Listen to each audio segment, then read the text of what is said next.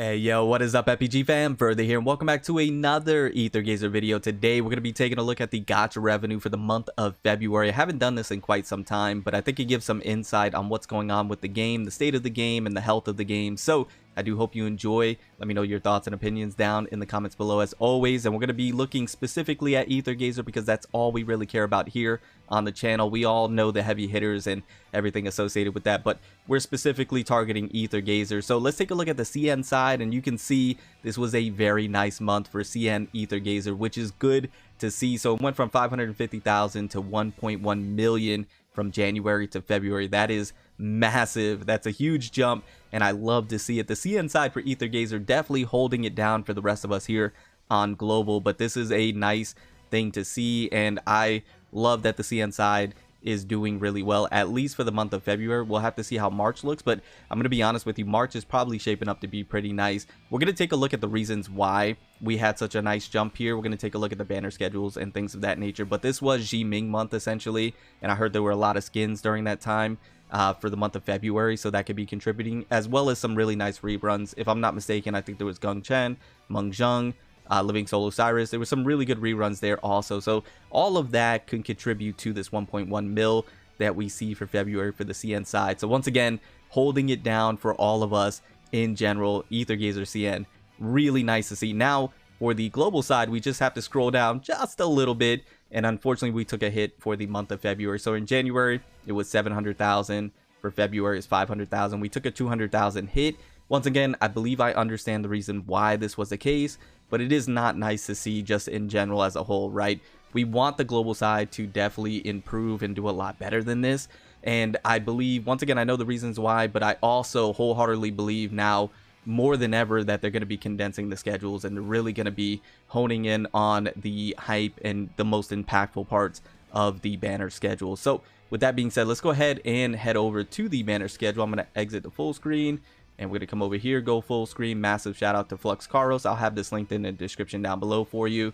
But as you can see on the CN side, this was the month of Ming. For the entire month of February, it was Ming, Chen, Living Soul Osiris, and Meng. And once again, probably a lot of skins that contributed to that 1.1 mil. Very nice. And then moving into March, essentially, it's going to be Espazembo and another, what I consider a pretty hype character for the month of March, and then heading into anniversary. So CN side, I think, is going to continue to be popping off, to be quite honest with you. I think they're going to be doing very well.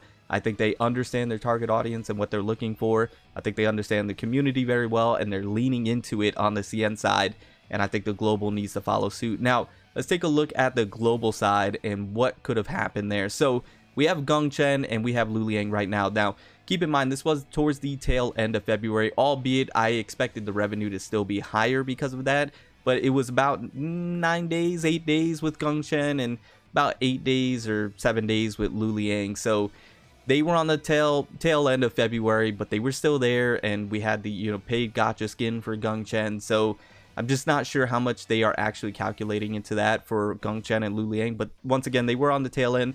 The bulk of February was Meng.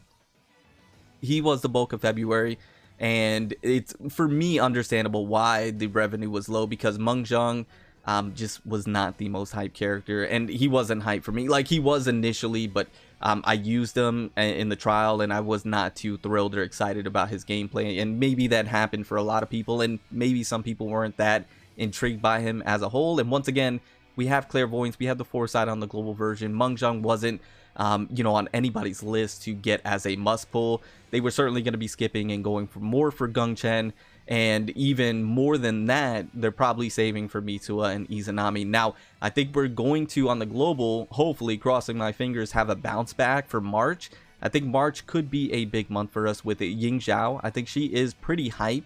Just the character design alone and her gameplay should bring some hype levels to her, but also with Mitsuha. Mitsuha is one of those characters that everybody knows is a must pull if you want to main that Izanami team and make it optimal and as strong as it possibly can be, or as strong as it should be, as it is in CN. Mitsuha is a must, not only for Izanami, but for the Ice Team comp, right? She's that support. So we should be getting Izanami. I wish. We should be getting Mitsuha, and we should be getting Ying Zhao for the month of March. Now, this is where I stated earlier, I wholeheartedly believe more than ever, I'm convinced more than ever that we're going to be condensing schedules here, because I cannot see them, with the month of February being 500,000 in revenue, that they're going to continue with the Scotty rerun and Leviathan rerun as a just banner on its own, as a patch on its own. I do not see that being the case whatsoever, because this is not going to generate revenue. I can assure you of that, at least in my opinion. I understand people want to get this Scotty glow up, so they want to go ahead and double S if they haven't already. What you have to keep in mind is that we do have other characters that are coming down the road, Mitsuha, Izanami, that people are going to be saving for over Scotty, in my opinion. So they're going to be skipping that for that reason. But also, people know, at least you should know, you may not know, but on the CN side, you do get an S selector, another one. And that's around 2.9 if I'm not mistaken, and so people could use that to get Scotty, right? Or they can get another character. But if you wanted to double S Scotty, you don't have to pull for, is essentially what I'm stating. You can save and be able to do that later on, right? So for those reasons, I think Scotty is going to be a skip in general, and most people are going to be saving for Mitsuha and Izanami, so it's not going to generate revenue, in my opinion. I believe that they're going to be condensing this. They're going to do Ying Zhao, and they're going to condense Scotty with Ying Zhao, and then do Mitsuha and have Leviathan with Mitsuha, or something like that, to that effect. You know, it could be Scotty with Mitsuha, Leviathan with Ying Zhao. I really don't care. Or they can just do Ying Zhao, a week later do Scotty and Leviathan, and then come out with Mitsuha down the line. Something like that, right? But I think this is going to be condensed, and I think that the Tsukiyomi Hera Janae banner might be condensed as well.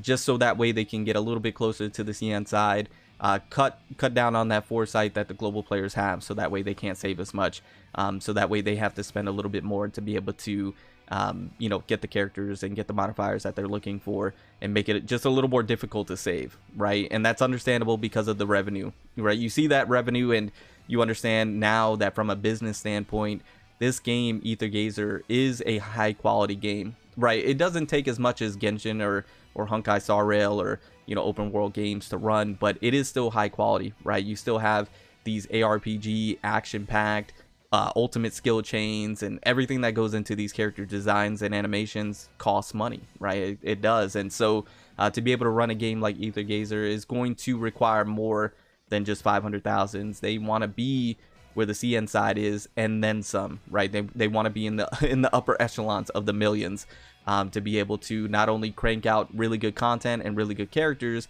but also to make a profit at the same time. So they're going to try and catch up to the CN side, in my opinion, as closely as possible. They're going to be doing a lot of condensing, but I think March is going to be a bounce back month, right? I think we had Meng Zheng definitely held this back, almost like an anchor to Gung Chen, and then Gung Chen pulled it out for the 500,000. I think she was probably the bulk, and Lu Liang maybe, and then that gotcha skin was probably the bulk of it maybe. And then Ying Zhao and Mitsuha, I think for March is going to be pretty big. And then we are getting ever closer to the anniversary for CN, which is going to be, I believe, on April 22nd. You can correct me if I'm wrong. And then the global anniversary is going to be on May 23rd, if I'm not mistaken. 1 year anniversary for global, and I think the 2-year anniversary for CN. And we should be hearing some very big news, at least for the CN anniversary. I'm hoping we hear news of a PC client. I'm hoping we hear news of some really good co-op. I'm hoping we hear news of the updated UI. Just a lot of really good things to look forward to that can bring this game into that, you know, the million spot that we want to be, and have more eyes on it. But anyways, I'm going to go ahead and get on out of here. I just want to go ahead and share that with you guys.